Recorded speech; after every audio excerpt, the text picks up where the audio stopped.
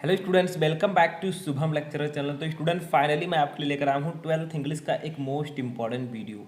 Student बहुत सारे student का कमेंट था कि सर 12th इंग्लिश का इंपॉर्टेंट क्वेश्चन लाइए, क्योंकि जो 12th इंग्लिश का सिलेबस है वो चेंज हो चुका है।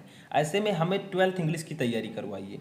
तो देखिए, मैं आपको सभी सब्जेक्ट की तैयारी करवाता रहता हूँ, बट ये वीडियो बहुत ही स्पेशल है, क्योंकि इस वीडियो में मैं आपको 12th इंग्लिश प्रोज के 3 इंपॉर्टेंट क्वेश्चंस को आंसर के साथ बताऊंगा, वो भी हिंदी मीनिंग के साथ। देखिए, जो आपका चैप्टर 1 है और चैप्टर 2 है, इन दोनों चैप्टर से मैंने 3 क्वेश्चन लिए हैं, जिसमें से दो जो फर्स्ट और सेकंड क्वेश्चन है वो पहले चैप्टर से होगा, और जो लास्ट क्वेश्चन है वो दूसरे चैप्टर से होगा। ठीक है, तो मैं आशा करूंगा कि आप लोग इस वीडियो को ज़्यादा से ज़्यादा लाइक करेंगे, क्योंकि आपको इंग्लिश की तैयारी अच्छे से करनी है, और इंग्लिश की तैयारी मैं आपकी अच्छे से करवा दूंगा अगर आप लोग अच्छा खासा लाइक करते हैं। वीडियो का टारगेट है 1000 लाइक का, तो अगर आप लोग 1000 लाइक तक इस वीडियो को पहुंचा देते हैं तो मैं आपके लिए इंग्लिश की और भी इंपॉर्टेंट वीडियोस लेकर आता रहूँगा। देखिए, सबसे पहले समझिए, हमारा फर्स्ट चैप्टर है द लास्ट लेसन, आखिरी सबक। ठीक है, अब देखिए, इसमें आपका क्वेश्चन नंबर 1 है, what was French expected to be prepared with for school that day. देखिए, फ्रेंच जो है ये एक स्टूडेंट है, ठीक है, जो पाठ न याद करने पर अपनी गलती का एहसास करता है। देखिए, फ्रेंच फ्रेंच एक स्टूडेंट है, ठीक है, समझ में आया। तो देखिए क्या कहा जा रहा है, द लास्ट लेसन इस चैप्टर का नाम है। तो इंपॉर्टेंट क्वेश्चन में जो फर्स्ट क्वेश्चन है, what was French expected. Expect का मतलब होता है उपेक्षा करना या आशा करना, ठीक है। टू बी प्रिपेयर्ड, प्रिपेयर्ड का मतलब तैयार करना, with for school that day, यानी कि कहा जा रहा है कि फ्रेंच को उस दिन क्या तैयार करके स्कूल जाने की अपेक्षा थी। यानी कि फ्रेंच को उस दिन क्या तैयार करके स्कूल जाना था, क्या पढ़कर स्कूल जाना था, ये क्वेश्चन पूछा जा रहा है। देखिए, यहाँ पर आपको इस चैप्टर को पहले ध्यान से पढ़ना है, तब आप इंपॉर्टेंट क्वेश्चन को अच्छे से कर पाएंगे। लेकिन कुछ इंपॉर्टेंट क्वेश्चन मैं करवा दे रहा हूँ, आप लोग देखिए, मैं साथ में लिखूंगा थोड़ी देर, तो आप लोग लिखते चलिए। तो फ्रेंच वाज एक्सपेक्टेड, ठीक है, French was expected to B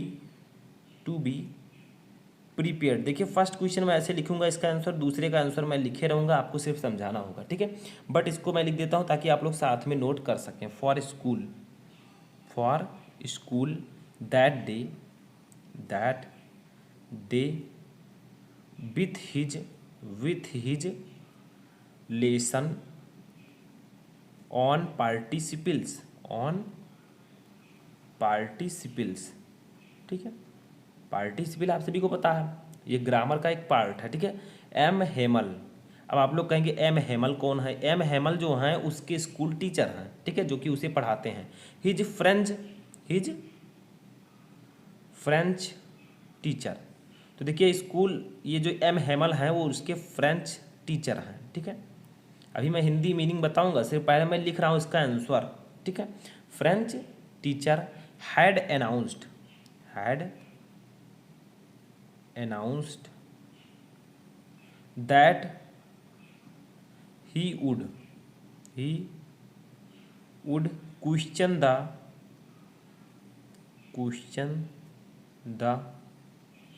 class on participle. देखिए, अभी मैं आंसर लिख रहा हूँ, अभी हिंदी मीनिंग बताऊंगा, ठीक है। Class on participle,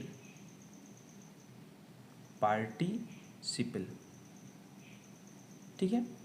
but poor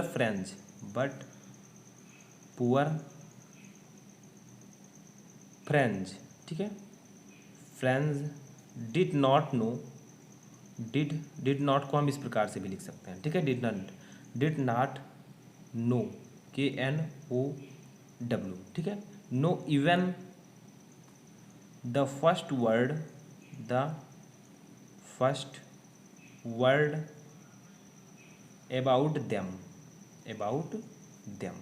तो देखिए क्या कहा जा रहा है, ध्यान से पढ़िए, ये आपका आंसर होगा। ऊपर कहा गया था कि फ्रेंच को उस दिन क्या तैयार करके स्कूल जाने की अपेक्षा की गई थी, यानी कि क्या तैयार करके स्कूल जाना था। तो देखिए, French was expected to be prepare for school that day with his lesson on participle, यानी कि सिंपल कहा जाए तो फ्रेंच से उस दिन पार्टिसिपल्स का पाठ तैयार करके विद्यालय जाने की अपेक्षा की गई थी। यानी कि फ्रेंच को उस दिन पार्टिसिपल का पाठ तैयार करके स्कूल जाना था। देखिए, फ्रेंच वाज एक्सपेक्टेड मतलब होता है आशा करना या अपेक्षा करना, ठीक है। टू बी प्रिपेयर्ड तैयार करके, फॉर स्कूल दैट डे उस दिन, विथ हिज लेसन अपने लेसन, ऑन पार्टिसिपल पर, यानी कि फ्रेंच को उस दिन पार्टिसिपल्स का पार्ट तैयार करके स्कूल जाने की उपेक्षा की गई थी या फिर तैयार करके स्कूल जाना था। अब उसके टीचर हैं एम हेमल।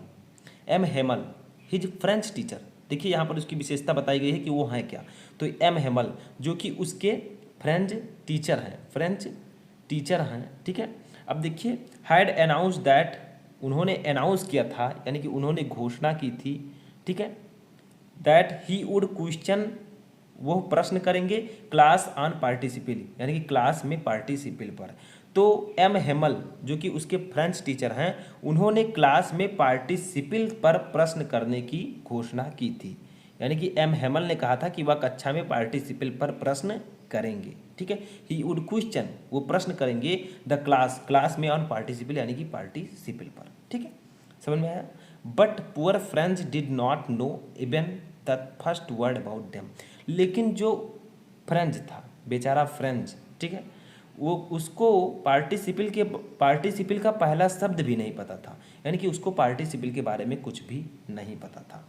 तो क्वेश्चन सिर्फ इतना है कि फ्रेंच को उस दिन स्कूल क्या तैयार करके जाने की अपेक्षा की गई थी। तो फ्रेंच को उस दिन स्कूल पार्टिसिपल पाठ तैयार करके जाने की अपेक्षा की गई थी। किसने किया था? एम हेमल जो कि उसके फ्रेंच टीचर हैं, उन्होंने कक्षा में पार्टिसिपल्स पर प्रश्न करने को कहा था, ठीक है। उन्होंने कहा था कि पार्टिसिपल पर प्रश्न करेंगे, लेकिन जो फ्रेंच था वो बहुत कमज़ोर था और उसको पार्टिसिपल का पहला वर्ड भी नहीं मालूम था। तो इस प्रकार से आपको क्वेश्चन का आंसर लिखना। सेकंड क्वेश्चन देखिए। सेकंड क्वेश्चन है what had been put up on the bulletin board. यानी कि बुलेटिन का मतलब होता है सूचना, बोर्ड का मतलब पट। तो क्या कहा जा रहा है? सूचना पट पर क्या सूचना लगाई गई थी। देखिए what had been put up, put up मतलब लगाना, ऑन द बुलेटिन बोर्ड यानी कि सूचना पट पर। तो सूचना पट पर क्या सूचना लगाई गई थी? तो देखिए an order that had come from Berlin had been put up on the bulletin board. यानी कि क्या कहा जा रहा है? बर्लिन से आए, देखिए हैड कम फ्रॉम बर्लिन यानी कि बर्लिन से आए एक आदेश, एन ऑर्डर एक आदेश, ठीक है। तो बर्लिन से आए एक आदेश को सूचना पट पर लगाया गया था। देखिए had been put on the bulletin board यानी कि बर्लिन से आए एक आदेश को सूचना पट पर लगाया गया था। वो आदेश क्या था? देखिए the order was that from the next day onwards only German would be taught in the school of Alsace and Lorraine, ठीक है। यानी कि कहा गया था इस आदेश के अनुसार अल्सेस एवं लॉरेन के स्कूल में केवल जर्मन भाषा ही पढ़ाई जाएगी।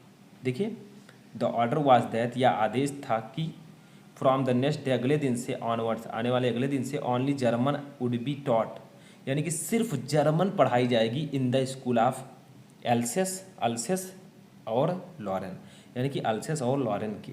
तो देखिए क्या कहा गया था? इस आदेश के अनुसार अल्सेस एवं लॉरेन के स्कूल में केवल जर्मन भाषा ही अब पढ़ाई जाएगी।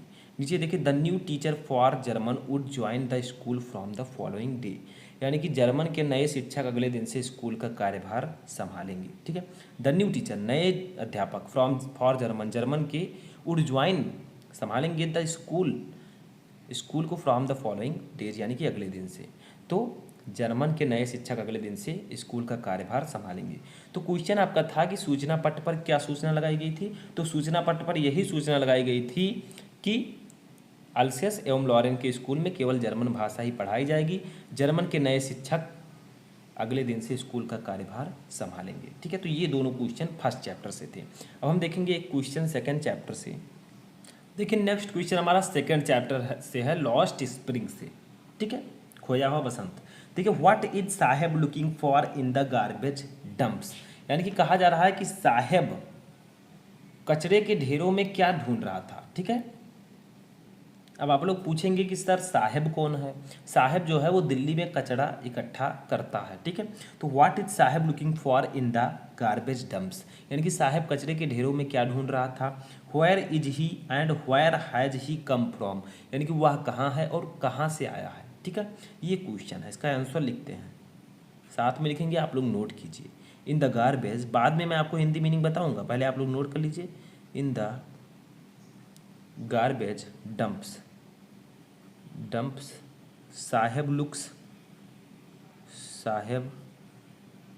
Looks for useful items which can be sold for cash।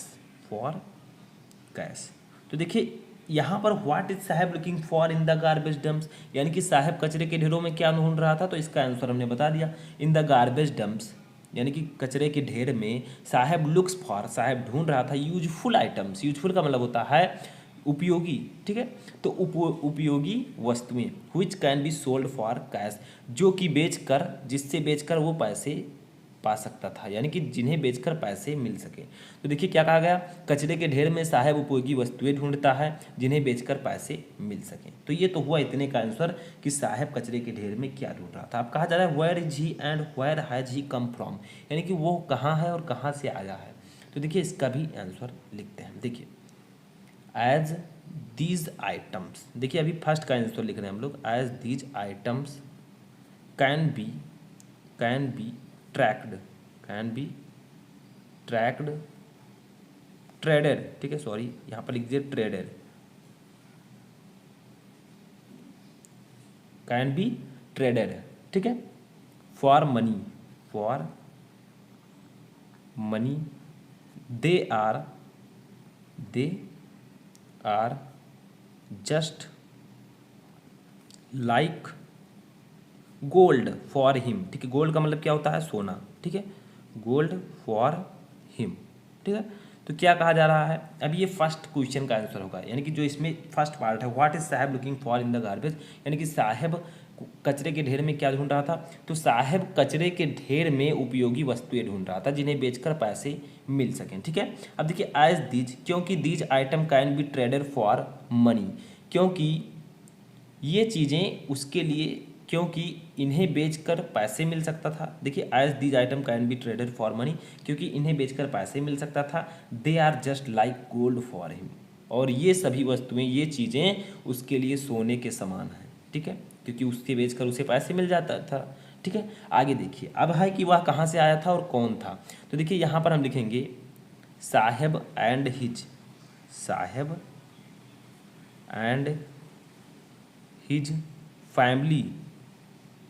Family lives, sorry live, ठीक है, लिव इन सीमापुरी, ठीक है। ये slum on the periphery of Delhi, ठीक है, ऑफ दिल्ली। आगे देखिए his family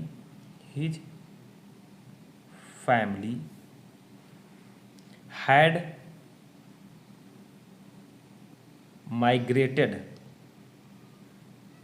migrated from Bangladesh, ठीक है, बांग्लादेश। तो अब इतने का आंसर देखते हैं, क्योंकि ऊपर हमने पढ़ लिया साहेब एंड हिज फैमिली। अब हम आंसर देख रहे हैं कि वह कहाँ है और कहाँ से आया है। तो देखिए Saheb and his family lives in Seemapuri, यानी कि साहेब और उसकी फैमिली, उसका परिवार सीमापुरी बस्ती में रहता है। ये सीमापुरी कहाँ है, ये slum on the periphery of Delhi, जो कि दिल्ली की सीमा पर स्थित है, ठीक है। ये slum on the periphery of Delhi, जो कि दिल्ली की सीमा पर स्थित है। आगे देखिए his family had migrated from Bangladesh, यानी कि उसका परिवार बांग्लादेश से स्थानांतरित हुआ है, ठीक है, यानी कि बांग्लादेश में पहले वे रहते थे, वहाँ से ट्रांसफ़र होकर वो सीमापुरी में रहने लगे, जो कि दिल्ली के सीमा पर स्थित है। तो अब आप लोग आंसर दे सकते हैं पूरे का कि साहेब कचरे के ढेर में क्या ढूंढ रहा था, वह कहाँ है और कहाँ से आया है। तो आप लोग लिख सकते हैं ये पूरा आंसर, ठीक है। In the garbage dump Saheb looks for useful item which can be sold for cash, as these item can be traded for money, they are just like gold for him, यानी कि कचरे के ढेरों में साहेब उपयोगी वस्तुएं ढूंढ रहा था जिन्हें बेचकर पैसे मिल सकें। अब क्योंकि इन्हें बेचकर पैसा मिल सकता था, तो ये चीज़ें उसके लिए सोने के समान थे।